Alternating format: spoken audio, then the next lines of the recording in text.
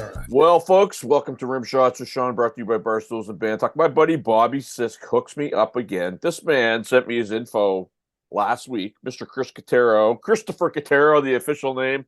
You're out in the West Coast, correct, sir? I am. I'm in the desert of Phoenix, Arizona. And you guys in Phoenix, it's like I'm getting There's jealous. a bunch of us. Well, Bobby sent me a video of all the boys together on Memorial Day, and I was just like, man, it was like raining here, and it was like what a fun time. So I want to jump right in. You sent me your info. You said, oh, by the way, here's what I've done. You've got one of the most impressive bodies of work I've seen in some time. I mean, oh, thanks. why don't we just jump in? I mean, you're a musician, you're a producer, you're well, just give us a background. I don't want to ruin it, man. You just jump in and explain yourself. Chris Catero in 8 minutes, is that what it is? Yeah. No, yeah, I'm a professional bass player by trade, I suppose. I got into the music business years ago. We all start playing as kids. I'm jumping around pretending I'm Gene Simmons and Steve Harris and all that good stuff.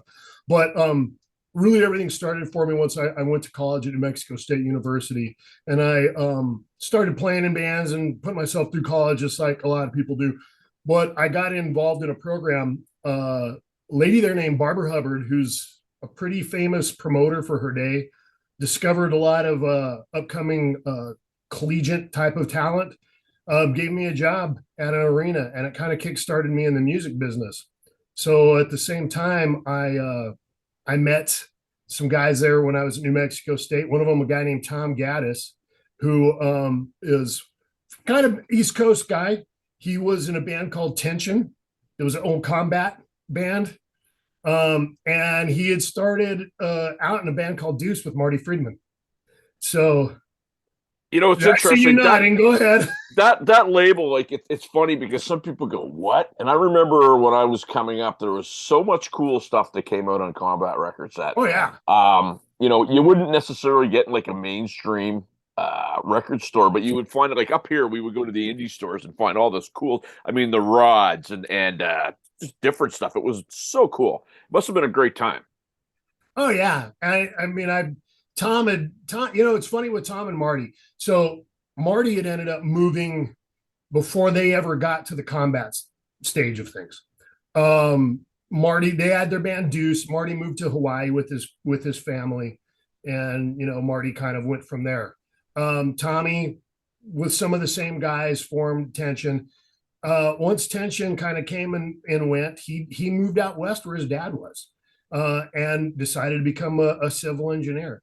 And we met during college. We started playing in a cover band, and he was a horrible cover guitar player. Unbelievable metal like rhythm player and whatnot, but he was a horrible cover guitar player. So we ended up forming a band called Wardog, which ended up going on to sign with Metal Blade Records. Blade. Oh yes, sir. There's another one, man. Like there's another one, right? Yeah, so that was by the mid-90s. We moved to Phoenix from Las Cruces, New Mexico. And kind of coincidentally around the same time, due to the big earthquake back in in the early 90s in LA, Marty had also, and all of Megadeth basically moved to Arizona. Marty was one of the people who had encouraged us to actually move to Phoenix and whatnot. And when we moved there, that's when we signed the deal with Metal Blade. And just kind of jumped into making records for them. We did 2 records for Metal Blade before, it kind of went south, as all bands do eventually, right? Yeah. And then out of that, I ended up forming another band called Razer, and not the Canadian Razer. Yeah. Not the Razer. You know. I do know. That sleight of hand with the one letter off, right? Yeah. But and that lasted for a really long time. Some of the guys from Wardog jumped into that with me, and then a lot of things started happening around that time. So I had been doing Razer. I had also been working all the guys when we started in Wardog. One of the cool things we did, we all worked for the airlines, believe it or not, America West. Oh, nice. And it allowed us to fly all over the world for free. I mean, we could do festivals, whatever we wanted to. And I'd been working for them for quite a few years at that point. And I actually got hurt on the job and had to have shoulder surgery. Well, I took it, that was my cue that, okay, maybe I'm done with the airlines. And I'd still been playing music the whole time. And a guy who had trained me at America West was a guy named Chris Beecher, who happened to go on and become the general manager of Crank Amplification. And Crank has, if you're a guitar player, about the mid 2000s became a huge name in rock and metal. Has Dimebag Darrell started playing the amps, and through him, everybody jumped on board. So at that point, right around the same time frame, Marty had moved to Japan at this point. Marty and I had become pretty close friends. And I would go up and help him with sessions and things. Actually, Marty was actually pretty instrumental in me kind of developing my ear for certain things in the studio. He would come in and have these wacky guitar tones, and I would go, "Are we really using that for this?" And he's like, "Yeah, you'll see what I mean." And it was interesting because it was a nice kind of educational thing with Marty, just being a friend too. But Marty ends up deciding he was going to do a tour of the U.S.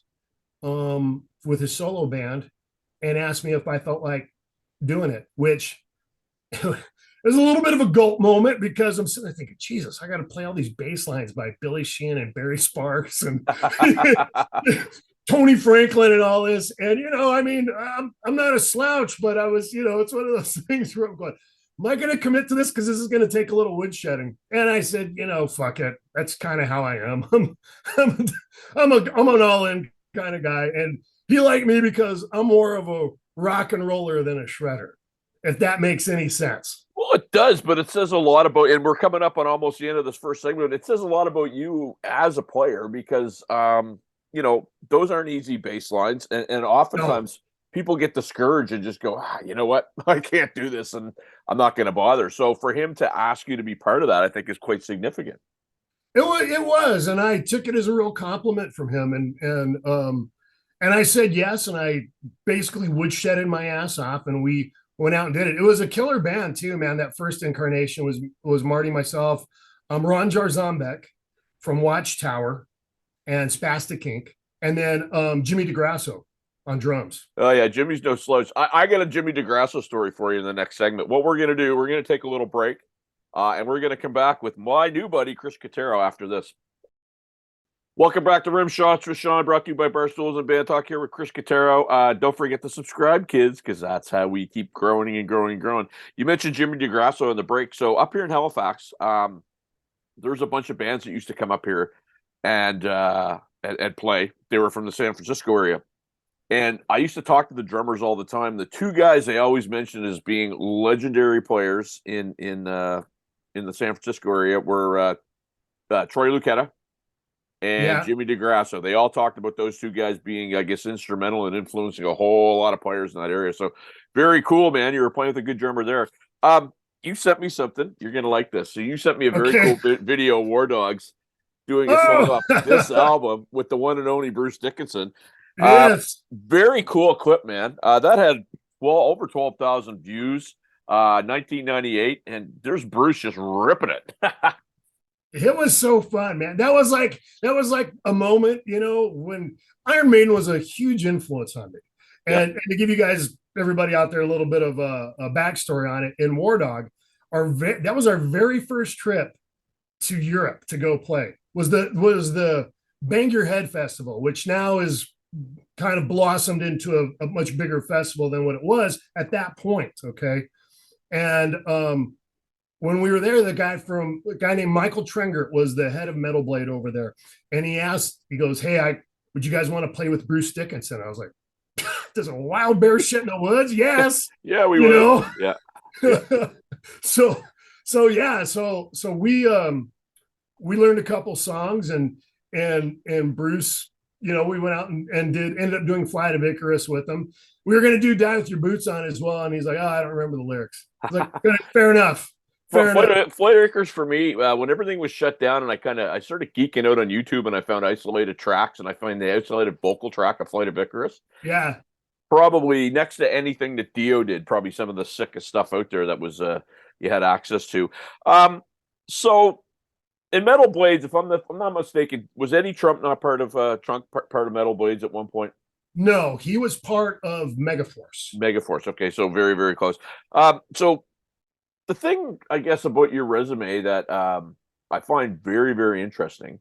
So some guys would be, oh, you know what? I'm going to be a bass player. That's it. I'm going to throw a stake in the ground. That's it.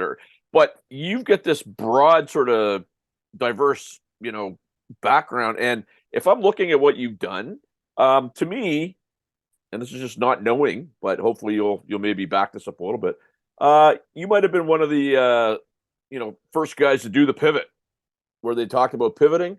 Something would come up. Well, you know what? I'm going to pivot and do that. Something else would come up. I'm going to pivot. And to me, it looks like you've been able to make a great career in music out of just rolling with the punches. Well, yeah, I think to be, not all of us got the opportunity to make millions of dollars just recording music. And then there's the rest of us. That's a very tiny group, right? Right. Now there's the rest of us. And really what it comes down to is being good at lots of other things and having other ways to have income streams that come in. And yeah, pivoting is something you do. Like when I was at Crank. So at Crank, I was hired in and eventually became the head of artist relations there. So I dealt with all of our artists.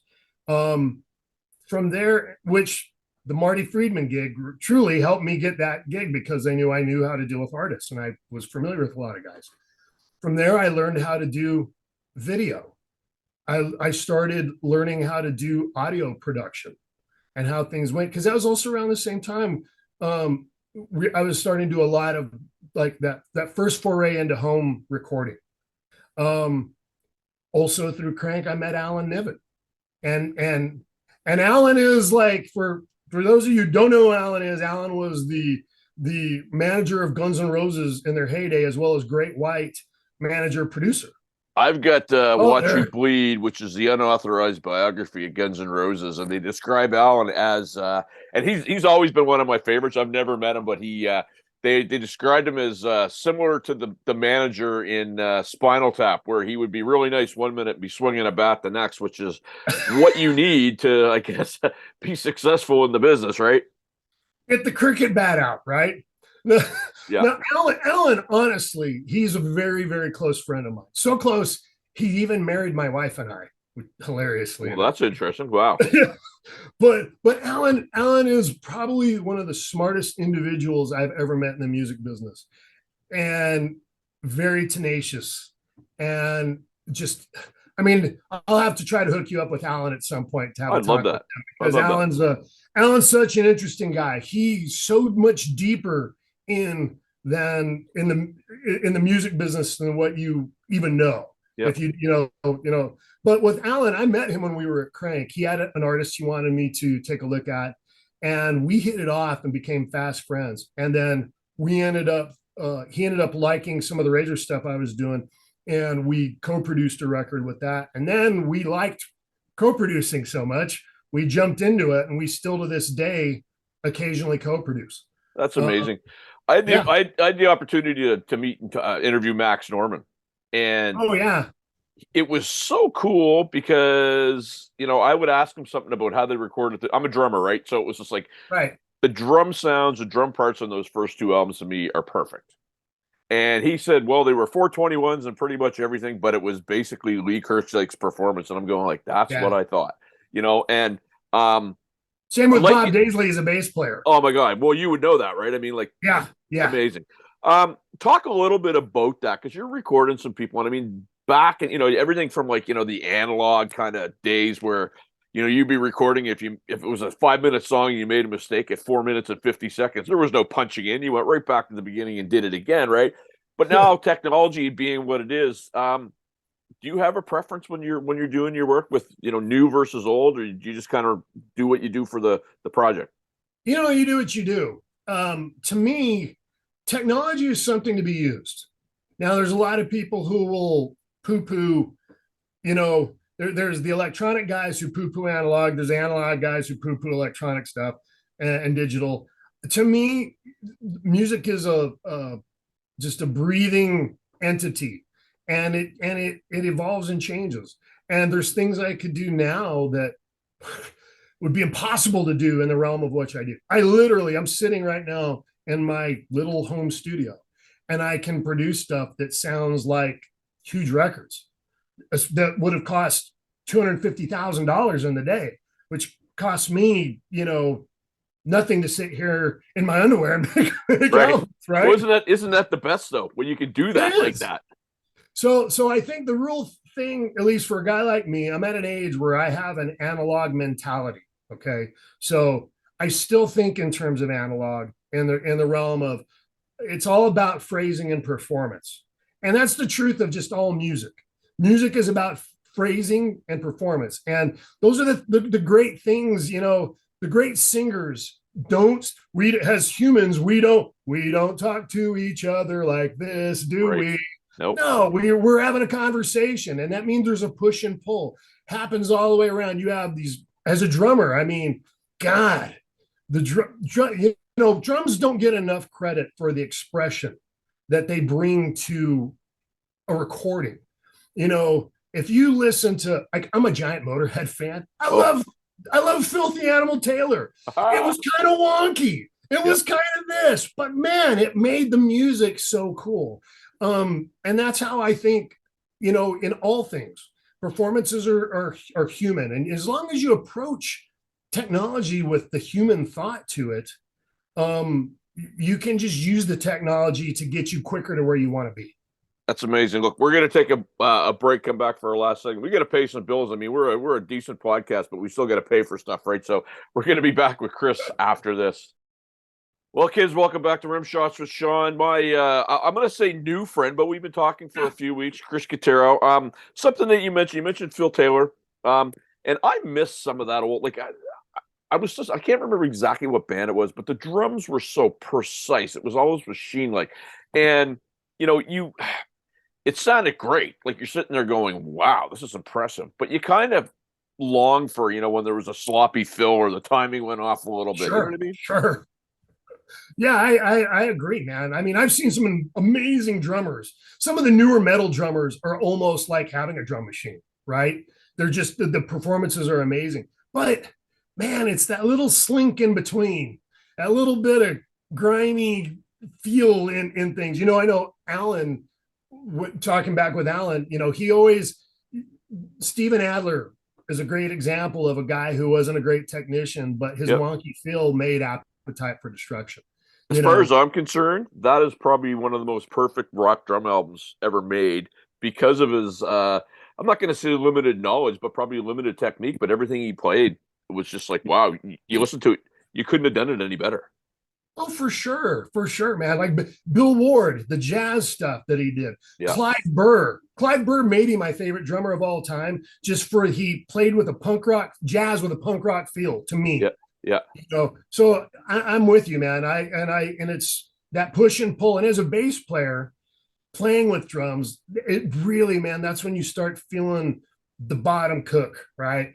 Here's what I always loved about Clive Burr. You see a song like Wrathchild, and you think he's doing 16ths, and he's going with one wrist like this, and you're going like, how the hell does he? And it's exactly just so precise and so full of feel, and it's cool. And, you mentioned Maiden, because when I was in high school, it was like if you could play Maiden, you were a god. And isn't it funny how you always used to figure out the Maiden tunes harder than they actually were, right? Right. And it's like, it can't be that. It's too easy, right? It was, except sometimes it actually really was that hard when you're learning the bass. Absolutely. So you're doing some interesting stuff now, and you sent me, and Bobby kind of, sort of said he had been working with you. He didn't really say what, but you're doing some different sorts of things now. Like, I guess I don't want to say sing for your supper, but again, you're forging ahead with, trying to stay active in music. So what are some of the projects you've been working on the last little bit? Well, in the last few years, I kind of segued from bands really into doing production music and things like that, for some for artists, some for big libraries. I I do enjoy the process of recording, and I found to be pretty decent at it. So a friend of mine named Steve Wilmette, he's the guy who was on all the Guitar Hero, or a majority of the Guitar Hero Oh, stuff. nice. Okay. The Devil Went Down to Georgia. That was actually Steve and my Razer singer on that particular track. But yeah, he kind of introduced me into that world, and I've ran with it. So, I deal with clients like APM and Pop Machine and some, Noise Refiner, some of these bigger sync companies, what they call them. And for those of you who don't understand what sync is, it's synchronization to music, meaning any kind of music that gets synchronized to video. So stuff you see in commercials, movies, TV, that kind of thing. So I kind of jumped full force into that. But the stuff I'm doing with Bobby has the upside and the downside of that business. Upside is you're constantly recording and you get to do all sorts of things you would have never got to do otherwise in a band, just different styles and whatnot. The downside is you don't typically, when you're doing it for libraries, you don't own your music. Right. You're making it for them. You give up your publishing. There's, you're doing it basically purely on sync and your writers royalties that you get. So I also have an artist entity, which is my own band essentially, and it's called the Imperfected, and it's stuff that I use as an artist in the sync world. And as an artist, I have full control of my music. And it started as a fun thing to do that could make me money. Again, there you go back to the pivots, right? Right. Income streams going everywhere. Right. But it's also a great opportunity for me to start asking some friends to come join in. We can have fun. We can do some things. And Bobby's one of those guys. Bobby's an amazing singer. I don't know if you've got to hear Bobby sing much, but I man, have. a set of pipes on him. When he and I kind of connected, and we kind of, I started this whole. It was a pivot for me, right? I was doing a radio show and nothing was going on. So, hey, I'll do podcasting, interview some of my friends, and it blew up. But when I first met Bobby, I'm like, where the hell were you when I was growing up in high school in 1980? Because I mean, it's like, wow, what a voice. And I will have him on this spot. He's like, I've got nothing right now. I don't want to waste your time. It's like, yeah, you know what? People need to hear him because he's got a fantastic voice. Absolutely. Yeah. Absolutely. He's a great guy. And he's like, again, with him, he's one of many friends that we have out here who are all amazing musicians. It's funny because I know you had Mick on, and that was kind of a big deal because Mick doesn't do anything anymore, right? You know what? I got to tell you, that one resonated. Like I was picked up by, I think 5 or 6 different sites where, sure. You talk about you don't own your publishing. Well, it was just like the funniest one was, this is suggested for you, and it was my podcast interviewing Mick Brown. It's like, oh, gee, thank you so much. Thank you for suggesting this to me. I appreciate that. And Mick was great, and I was honored. I mean, he called me the week before. And it was like, it says Mick Brown. And I was with somebody. He said, oh, the call has finally come 30 years later. He's called me to say I owe him money for all the licks that I stole. But what a great guy. What a great guy. Oh, Mick is an old school rock and roll pirate. I love Mick. He is. He was great to play with. I played in his solo band for the last few years before he finally up and retired all the way. Though I sent it to you late. I forgot about it. I did get him to play on one last thing. I heard it. You sent it to me. Yeah, I have a band called Blacklight Acoustic Conspiracy. It does all these crazy acoustic covers. Mick loved that band, and basically badgered me into doing a Dawkins song. Because you got to do a Dawkins song. I said, well, if we do a Dawkins song, you're playing on it, and he lived up to his word. And it was a lot of fun. In retirement, he's always trying to get paid. I love that. Like we talked about, at the end of the day, here's the thing, right? The guy doesn't owe anybody anything, right? So for him to be able to be where he's at, totally cool with the fact that, the time's come, and he's got a very comfortable lifestyle and he can hang out and just live life, I think is probably really what it's all about at the end of the day for me. He's living his best life at this point. He truly is. He truly is. And he's still fun to go hang out with. And we get together on occasions with all the guys and have a good time. Well, I told Bobby, man, so we're just started getting into the warm weather here, but I said, as soon as the snow starts flying up here, you better have a place for me to stay. Cause don't send me a video of you guys around a pool and That's kind of a Phoenix thing to do, Yeah. Well, and I did warn him too. I'm Canadian and I don't get hungover, so watch out. Well, good luck with Mick. That's Oh all yeah, I have hey, to you know say. what? Honest to God, I would do that. I was at a party one time, and some guys like, "Have you ever done beer shots?" And I played stupid. No, and I was like 15 later, and they ran out of beer. I probably could have done 5 or 6 more. But hey, we're not talking about that right now. Right. Um, so I guess in everything that you, and I do want to mention, please say hi to Alan because I've always enjoyed reading about him. He just Sure. seems like he's I one of will. those characters from. Um, so with everything that you have going on, you must have a calendar that is just absolutely fluid and stock packed, and, just tons of stuff on the go. It stays a little busy, man. I'm always have client things coming on, and I'm starting to get. Alan and I just finished up a band called Lech and Gray, who actually was kind of a little bit known in the LA area back in the 80s. They've kind of reformed their band, and Alan and I have done a second EP for them. I've got clients that I do, I'm starting to get into what they call trailerization, which is cinematic rock songs for trailers and things like Right. that. So I've got clients, I'm working on stuff with that.